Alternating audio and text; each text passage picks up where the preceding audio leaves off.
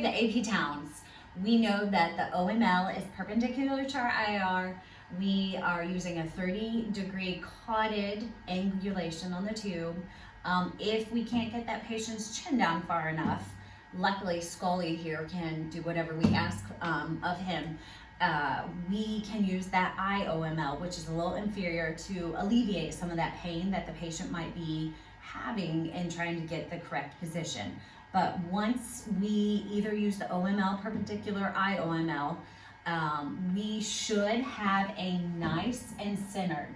As you all know, I'm never happy just looking at the patient one way. You need to look at them several different views. You need to look at the patient straight on and then to the side, because as we know, we don't want any rotation or tilt or anything like that. You want to make sure that the head is nice and square. In order to do that, you're going to need to gently but guide the patient. We all know when we ask the patient move a little to the left, they'll move 2 miles to the left. So with skulls, because it's a very easily movable body part, it's easier for you to move the patient to where you want them to go instead of asking them. So it's tight quarters, as you can see here, because we're only using a 40 SID. We want the skull nice and square. We don't want rotation or tilt. Look at it straight on and then look at it at the side.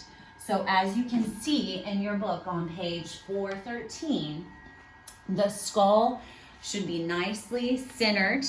We will have the petrous ridges that are symmetrical. One won't be tilted, one won't be larger than the other. We will need nice symmetrical petrous ridges.